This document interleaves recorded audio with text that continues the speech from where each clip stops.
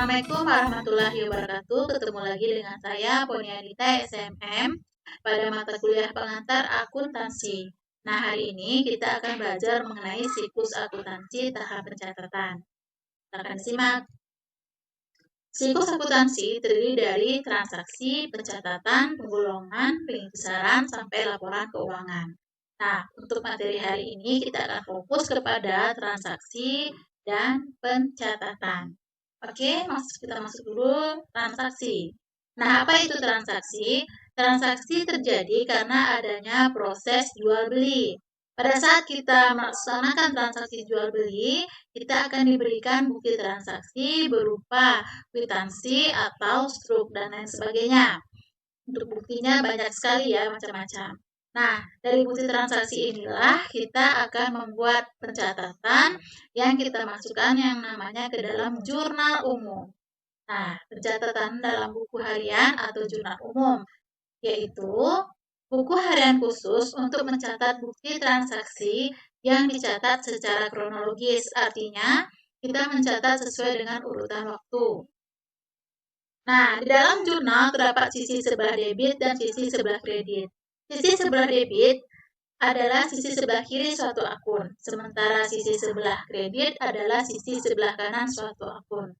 Untuk membuat jurnal, kita harus memperhatikan aturan dari debit dan kredit. Nah, aturannya sudah kita bikin di sini. Nah, ada 6 akun yang harus kita perhatikan aturan debit dan kredit. Yang pertama, jenis akun aktiva.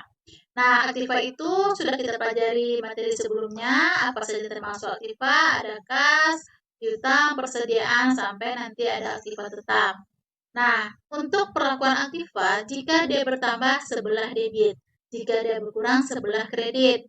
Untuk kewajiban atau hutang, jika bertambah sebelah kredit, berkurang sebelah debit. Untuk modal, bertambah sebelah kredit, berkurang sebelah debit. Untuk prive, bertambah sebelah debit, berkurang sebelah kredit. Untuk pendapatan, bertambah sebelah kredit, berkurang sebelah debit. Untuk beban, bertambah sebelah debit, berkurang sebelah kredit. Nah, untuk memudahkan kita dalam membuat jurnal, sudah dibikin rincian aktiva, kewajiban, modal, prive, pendapatan, dan beban. Ya. Nah, ini rinciannya yang termasuk aktiva. Ini aturannya sudah dicatat sini, bertambah sebelah debit, berkurang sebelah kredit. Nah, ini nomor-nomor akun dari aktiva. Kalau aktiva itu selalu dimulai dari nomor 1. Nah, ini disebut dengan nomor referensi ya. Nomor referensi itu sama dengan nomor akun. Nah, untuk kewajiban juga itu selalu dimulai dari angka 2. Kewajiban itu tadi sudah kita bahas aturannya bertambah kredit, berkurang debit. Nah, ini nomor referensinya dimulai dari nomor 2. Utang jangka pendek, ada utang jangka panjang. Nah, selanjutnya modal. Modal terdiri dari modal dan prive. Itu nomor akunnya dimulai dari 3 ya. 3.1, 3.2. Nah, ini aturannya jika bertambah sebelah kredit, berkurang sebelah debit. Kemudian prive juga bertambah sebelah debit, berkurang sebelah kredit. Nah, akun selanjutnya yaitu akun laba rugi. Nah, ini ada pendapatan, bertambah kredit, berkurang debit. Nah, ada yang kelima, akun biaya, bertambah sebelah debit, berkurang sebelah kredit. Nah, ini dan seterusnya, maksudnya di sini jika ada biaya lain seperti biaya iklan, atau biaya bensin, listrik, dan sebagainya, itu bisa diikuti saja nomor ini, referensinya. Oke, sekarang kita akan membuat jurnal dengan contoh soal. Pertama, nah ini contoh soalnya ada 2. Yaitu yang pertama, Agus Nasrun menanamkan uangnya sebesar 10 juta rupiah sebagai modal awal bengkel didirikan. Bukti jurnal 001. Nah, jadi di sini kita lihat dulu cara membuat jurnalnya. Nah, satu ini adalah tanggalnya ya, kita anggap tanggal. Ini bukti jurnalnya. Nah, kita harus paham dulu mengenai soalnya. Agus Nasrun menanamkan uangnya sebesar 10 juta rupiah sebagai modal. Nah, berarti sekarang kita sudah mempunyai modal awal 10 juta rupiah. Artinya modal kita bertambah, modal kita bertambah. Dan kemudian ketika kita sudah mempunyai modal, tentu sekarang kita sudah punya uang di perusahaan kita sebesar 10 juta. Uang di dalam akuntansi disebut dengan kas. Nah, sekarang kas kita bertambah, modal kita juga bertambah. Kita tinggal lihat aturannya. Kas bertambah di mana? Modal bertambah di mana? Oke, kita lihat dulu. Kas. Kas termasuk aktiva. Di mana kas bertambah? Sebelah debit. Oke, sekarang kita lagi modal bertambah. Di mana modal bertambah? Modal bertambah sebelah kredit.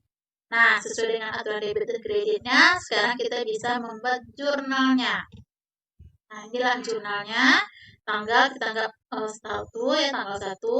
Nomor buktinya 001 yaitu dari soal ini tadi. Kemudian akunnya yaitu kas bertambah. Kas bertambah tadi kita lihat sebelah debit, berarti dibikin di sisi sebelah debit. Nomor referensi kas adalah 1.1. Kita cek dulu, betul nggak? 1.1. Oke, ini dia. 1.1 nomor referensi kas bertambah sebelah debit. Tentu kita akan bikin kasnya sebelah debit. Oke. Kemudian modal. Modal juga bertambah sebelah kredit ya. Ini 10 juta rupiah sebelah kredit. Kita cek dulu. Oke, betul. Modal bertambah sebelah kredit dengan nomor referensi 3.1 ya. Jadi nomor referensi ini wajib dibikin karena nanti akan berkesinambungan dalam buku besar. Nah, ini harus diikuti. Nah, sekarang kita lihat lagi contoh soal nomor 2.